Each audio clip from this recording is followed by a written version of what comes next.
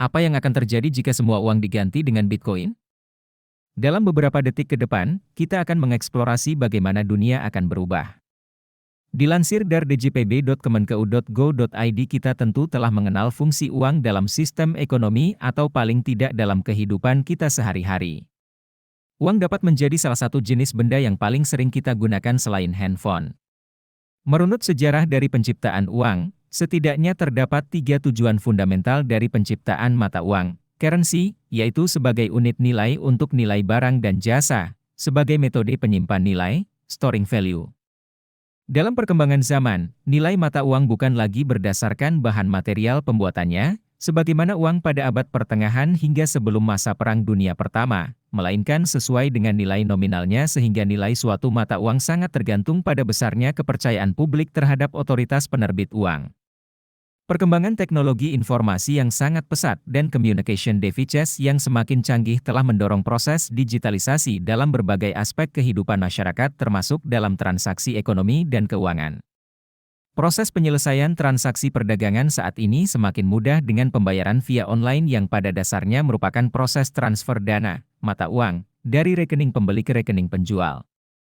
Perkembangan teknologi informasi mencetuskan pemikiran untuk menciptakan uang secara virtual yang pada akhirnya akan menghilangkan uang secara fisik. Mata uang virtual, digital, yang saat ini lazim disebut cryptocurrency, merupakan aset yang memiliki kode kriptografik sehingga sangat sulit untuk dibajak, counterfeit, atau digandakan. Cryptocurrency dikembangkan dalam sistem yang terdesentralisasi menggunakan teknologi blockchain, yaitu sekumpulan data, distributed ledger, yang dikelola oleh jaringan komputer yang unik. Penggunaan mata uang digital memiliki keuntungan dalam kecepatan dan efisiensi biaya transfer. Sistem yang terdesentralisasi, blockchain, juga mengurangi risiko kegagalan sistem secara keseluruhan. Di lain pihak, nilai mata uang digital juga memiliki sisi negatif, di antaranya tingkat volatilitas yang tinggi yang berarti masuk kategori high risk financial instrument jika digunakan sebagai penyimpan nilai, storing value, aktivitas mining yang membutuhkan energi listrik besar, dan risiko digunakan dalam mendukung kegiatan kriminal karena sistem terdesentralisasi di luar kendali pemerintah. Sebagian besar bank sentral di seluruh dunia masih melarang penggunaan mata uang digital, mata uang kripto, sebagai alat pembayaran yang sah karena sifatnya yang tidak dikontrol oleh otoritas moneter, bank sentral, setempat. Namun demikian, beberapa tahun terakhir, beberapa bank sentral mulai mewacanakan penciptaan mata uang digital yang disebut Central Bank Digital Currency, CBDC. CBDC ini tentunya berbeda dengan mata uang kripto yang saat ini beredar, Bitcoin, Ethereum, DLL, karena CBDC diciptakan secara legal dan dikelola oleh otoritas moneter. Penciptaan CBDC sebagai alternatif mata uang konvensional setidaknya harus memenuhi kondisi bahwa CBDC harus memenuhi kriteria sebagai medium of change yang praktis dan rendah biaya sebagaimana rekening berbasis mata uang konvensional. Hal ini dapat diartikan rekening CBDC dikelola secara langsung di bank sentral, atau rekening yang dapat diakses oleh bank komersial melalui skema public-private partnership.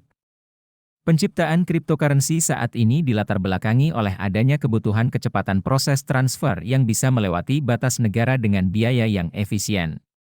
Teknologi blockchain yang terdesentralisasi akan memudahkan transaksi uang digital tanpa pengaturan sistem perbankan yang formal mengikuti prosedur administrasi yang ribet bagi sebagian orang.